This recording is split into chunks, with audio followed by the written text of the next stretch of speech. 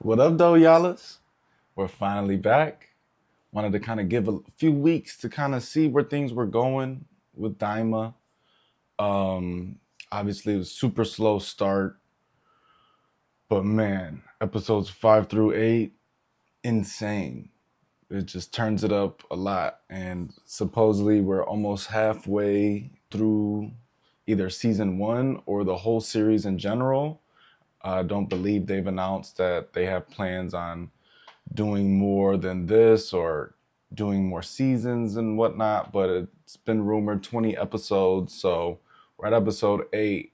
And after episode 8, it kind of explains the slow start a little bit because now the show's just snowballing. But we're going to go in order, go through 5 and 8, and pick up where we left off on the last episode. So in episode 5, it starts off with Ponzi. She can't believe how strong Goku is. Asks how he's so strong. He said, "I'm just training," and she's like, pretty much like, "What's training? Like, what is that?" And so that was pretty funny. Ponzi states that every Majin knows at least one spell because she asked Goku if he can do any magic, and he's like, no. And then she mentions that every Majin can do at least like one magic spell, and she shows off her talent or her magic, and it's pretty much like levitating objects. And then she also talks about how her main skill is tinkering with things. So essentially, we have a new Balma now, a demon realm Balma. Um, it then cuts to Goma. This is the first time we've seen him in a few episodes. And well, I shouldn't say cuts to Goma, but goes to like his castle. This maid lady. She's like singing like a nursery rhyme to Dende. Goma tells her, be more enthusiastic, be more like just be better, uh, because he's gonna have Dende make them. Eventually, Dende's gonna make them Dragon Balls. So he's essentially like raising Dende right now to then use him to make Dragon Balls in the future. I'm pretty sure we know how that's gonna come, how that's gonna play out. I don't think that's gonna get that far, but it turns out so Glorio, Sheen, Goku, Ponzi starts following them. Obviously, they're on the way to King Kadan's castle. She's like, "Oh, I know the way." Blah blah blah. They get to the castle. Turns out she's the princess. So they go in. They go talk to King Kadan, and while he's talking to them, he kind of reveals that Glorio was the one that approached him with this idea and not the other way around, like he told Shin and Goku. So things are Glorio's getting very questionable. Obviously, in previous episodes, we kind of seen glimpses of we don't really know what he's trying to do, and he keeps getting caught up in lies. So the king wants to see how strong Goku is. He takes him to like the little training area where his warriors, his soldiers are at. Goku obviously just whoops them all. Um, excuse me. And then they mention how they're waiting on their friends to get here and how they don't have a pin. So they're asking if the king can help them with that at all. So that way, Kibito, Piccolo, Vegeta, they can actually get to the demon realm through Warp Sama. So what King Kadan does, he sends one of his dudes, his name's Hybis, and he's to go fetch the gang, go to Earth, and bring them back instead of relying on them to do it themselves. So since they don't have a plane, talking about Glorio and the gang, they ask the king for one. The king gives them one. Uh, Ponzi wasn't supposed to go with them, but ends up packing it up with all her stuff, a whole bunch of just random stuff, and goes with them. They take off, and then the plane immediately starts to crash out because it just has too much on the plane, and that's how the episode ends. So obviously, episode 6 starts off with the them saying like, "I told you not to bring so much stuff," but Ponzi, the way she even got on the trip, because she was like, "Well, if the plane breaks down, you guys won't know how to fix it." Blah blah blah. Goku asks Glorio if he knows how to fix things. He says no, so they're like, "Okay, we're gonna bring her." So she fixes the plane. That's how it starts. Um, then Goku has to go to the restroom while she's fixing the plane, and then Goma's army appears. So they're asking if what are they doing here, and what's your business here? Shin says he's from the second world. Um, Glorio says he's from the first, and then obviously she says she's from the third because she has the collar. The army asks where their collars at. That's why they said they're from the first and second or whatever. And then, so they kind of BS their way out of it after they leave. Goku's done using the bathroom and comes back. So they were kind of lucky to escape that. Ponzi's just talking to Shin about things, mentions how he looks like he's a Glend. And we find out that Glens are birthed from trees every couple centuries. So every couple hundred years. After that, they travel or whatever. They're just talking bullshit. And they find a campsite for the night. They're sleeping, and then it pans to Glorio on like a phone device, and it turns out he's working for Arinsu. And so we don't know exactly what he's doing, but we know that he's working for her. It appears as though Shin overhears him in his sleep because like Glorio walks past Shin while he's sleeping, and then one eye opens. Um, so obviously we don't know what he heard, but we know Shin heard something. So he has more than an inkling now that Glorio's up to something. They get woken up by a Minotaur, big ass Minotaur, and he's like, "Oh, I'm about to eat you guys for breakfast." Blah blah blah. Goku's like, I think it was Glorio that was like, "All right, let's fight." And then Goku was like, "No, like I'll fight him. Like I'm stronger, essentially." And then Glorio takes that as like a test, like, "Oh, word? Like, all right, let's go fight then." So they just ignore the Minotaur and go fight. It's really cool to see Glorio fight kind of at full potential. So Goku's kind of like not playing with them, but kind of going at Glorio speed. Then we see he uses his magic as like a little special magic beam. He also uses the magic as like a lasso in this fight. But then Shin asks Goku to like go for real so they can see how powerful Glorio actually is. So towards the end of the fight, Goku transforms Super Saiyan.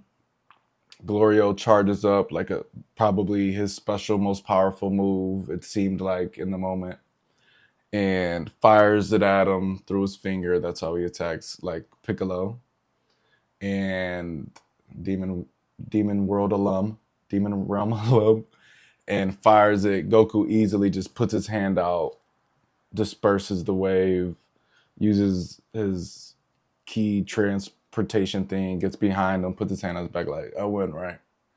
And gives it up like that. Um, at the end of the episode, Bulma finishes fixing the spaceship that was left there, I believe, by Goma. Yeah, I think that's how they got the ship. And then Kibito, Vegeta, and Piccolo are going up in the spaceship, and it kind of just like airs out, crashes back down, and that's how episode 6 ends. So you can see we're starting to warm up. The crew is about to get back together in full force. We're seeing Glorio's true intentions unravel. We're getting to see all these different abilities from these people from the demon realm. and things are starting to bubble. Things are starting to boil over. So in episode 7, it obviously starts off with the ship, Bulma's ship, getting messed up. She mentions how it looks like there's a piece that is only available in the demon realm, some type of element. So she's not able to fix the ship because of this element that's not available on Earth. Of course, we know Hybis is on the way. So my boy Hybis comes down and is like, yo, come on. King Catan told me to pick you guys up or whatever. It gets a little tense as he's landing, of course. Bulma's scared. Vegeta steps in front of her. But of course, then I'm going with him. Uh, then it pans back to the Demon Realm crew, the ones that are currently there. And it's funny because they just pan back for a second and like Goku's just doing some childish stuff. Pan's like, can't believe you're an adult and you raise kids. And then Goku's like, yeah, I wasn't really involved. And then it just cuts away from him. That was super funny.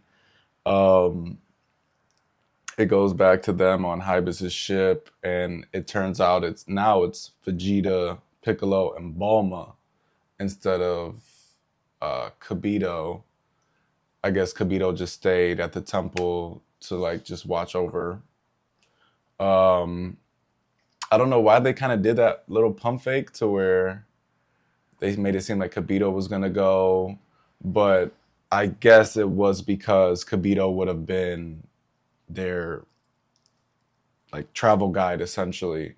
But since they have Hybis to take that role, they didn't need Kibito. It's not like Kibito was gonna help them fight or anything like that. So I guess that does make sense when you think about it.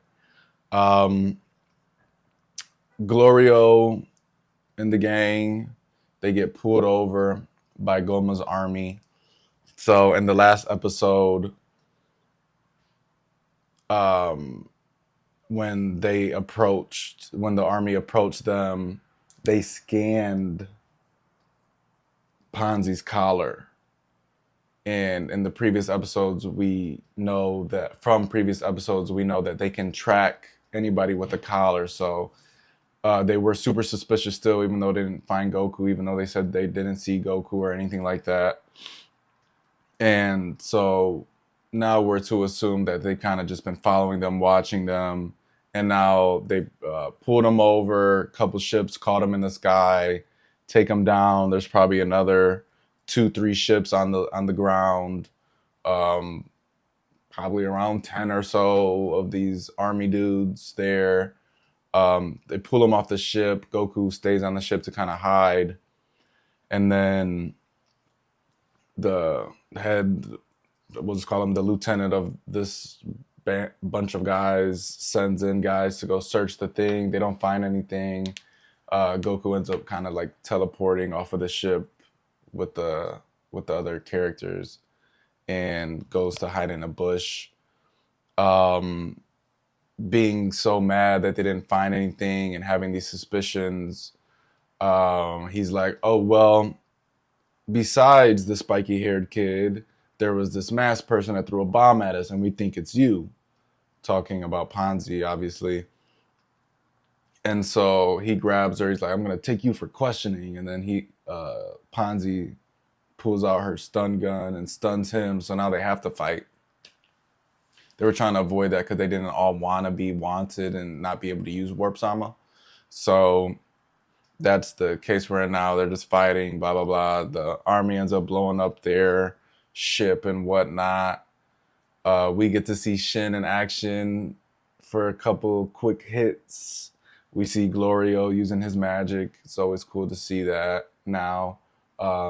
Seeing him fight kind of really makes me want to use him in Sparking Zero. I haven't played that really since it came out, to be honest.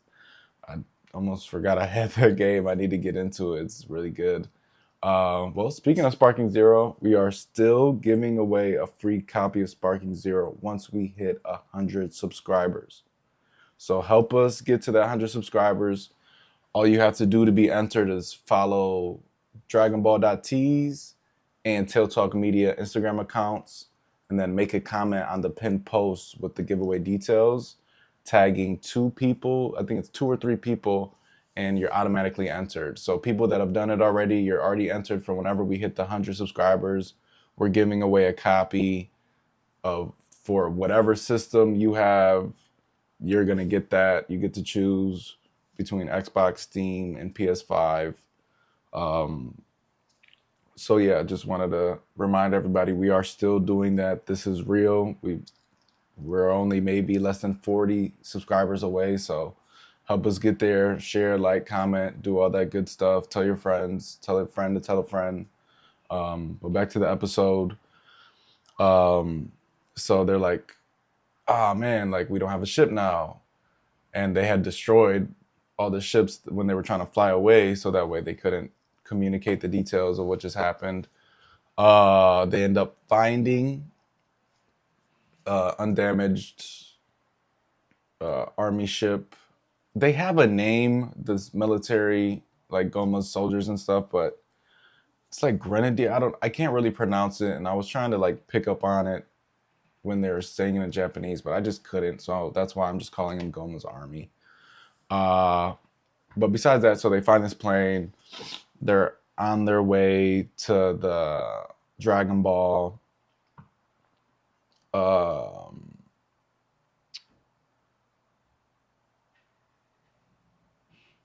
Oh, so before they even go to the Dragon Ball, Ponzi's like, before she gets on the ship, she's like, she just feels bad because they keep finding, they not keep, but they found them because of her collar. And then Shin takes a look at it and he's like, oh, this is a special material from where I'm from, like the Glens. So Arinsu, right? Arinsu, his sister, she must have made these collars when Dabura was in charge to put on these people. And then he just asked her, hey, you want me to get rid of it for you? She's like, oh, you can do that or whatever. He says the spell, break, she's all happy. And then she's like, is that just a Glen spell? Can only you guys use it? And he explains like, no, anybody can use it. So she gets happy, excited, says, we have to teach everybody this, because then obviously everybody will be able to get rid of their collars. They won't be under complete total control and scared and stuff anymore if they don't have those. So that was really cool. She asked Shin like, oh, what's your name? And he's like, oh, Shin. And she's like, no, like that doesn't sound right. Like, what's your Glen name? What's like your actual name? Turns out his name is Nahare. So that's cool. We get kind of like more background details on Shin. I think that's pretty cool. He's always been a cool character.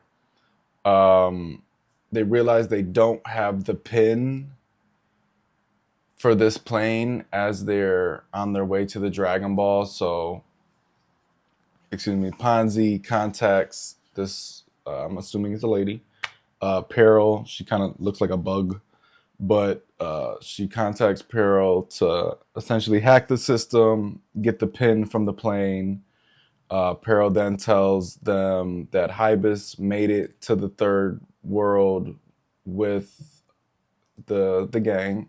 So they're in the demon realm as of now, before they even get to the Dragon Ball. So they get to the Tamagami, and they approach it.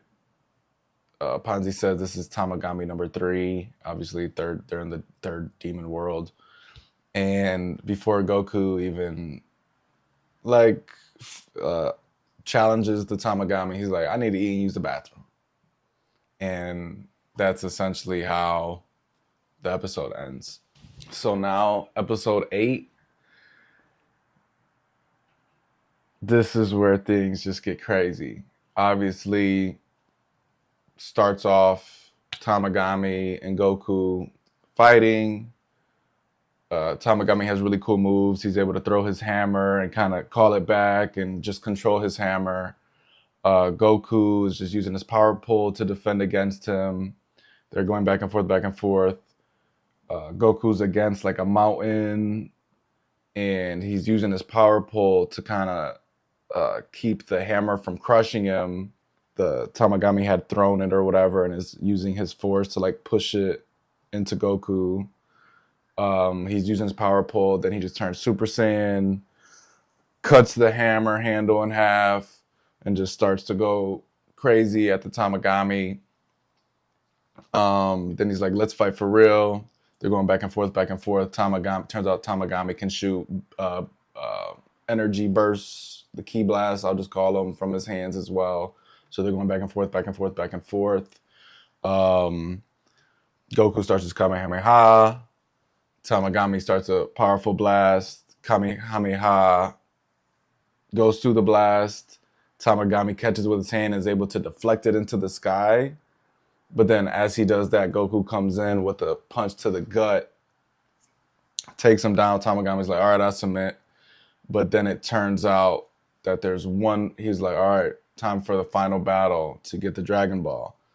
So it's like, okay. Then he sits down by where he was standing, and he pulls out these cups. He's doing like the little street cup trick with the Dragon Ball. Keep your eyes on it or whatever. Tell me what cup. And then Goku's like, oh, it's not in the cup. It's over there. Turns out the Tamagami had thrown it at the end. He gets the Dragon Ball. Everybody's happy. As they're like celebrating and whatever, they're walking away back to their ship. Arinsu calls Glorio. Glorio tells her, and she's like, okay, time to get the real plan in action. So we're like, oh, what? Like, this isn't even what you're mainly focused on? That's strange. Or I should say main plan, not real plan, main plan. They're flying off. They cut to Tamagami number 3, and he's kind of like practicing the Kame stance. So that was funny to see. When they beat him, he told Goku, like, good luck on the other two, be careful. So that was cool to see. He like gave him his respect. Then Goma and Shin's brother, Degasu.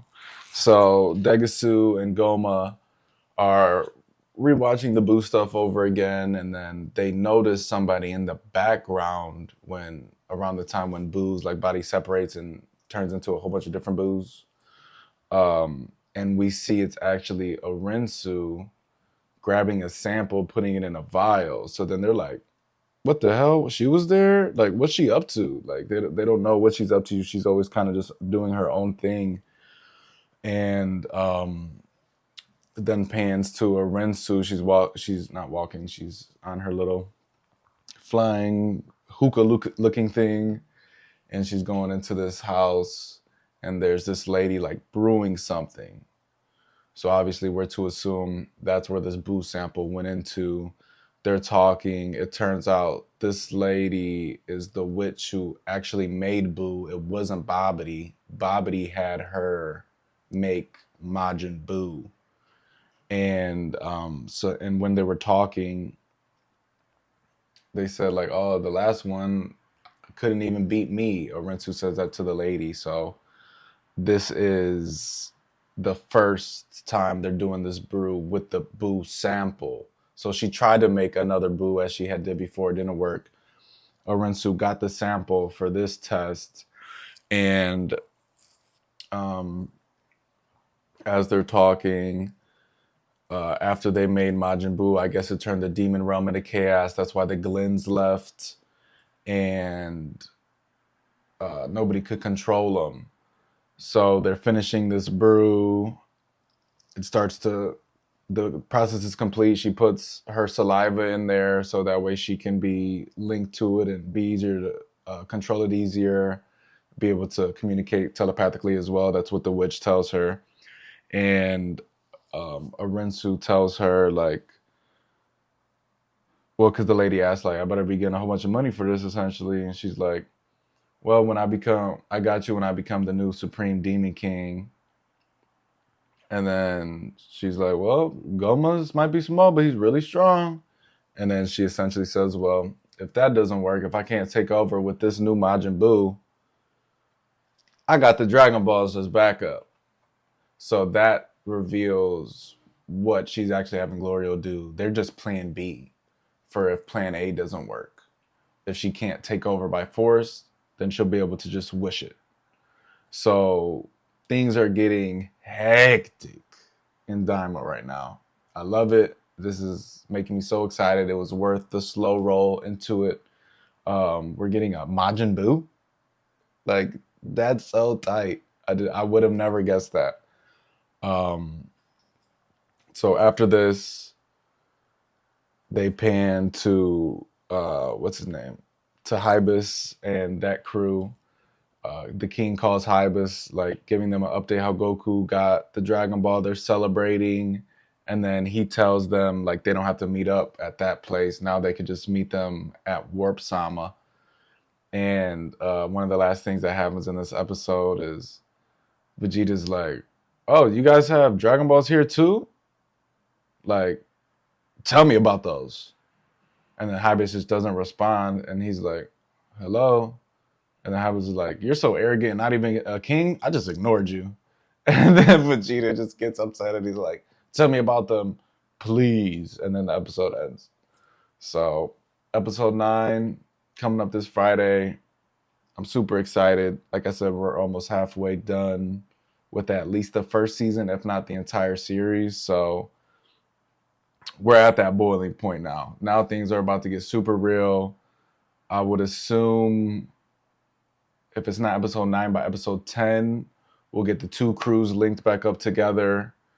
I would think in the next handful of episodes, we'll see Glorio get exposed for what he's really doing with everybody.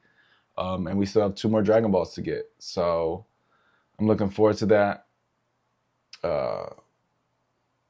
Yeah, I guess that's it for this episode. Dragon Ball love, y'all. Peace.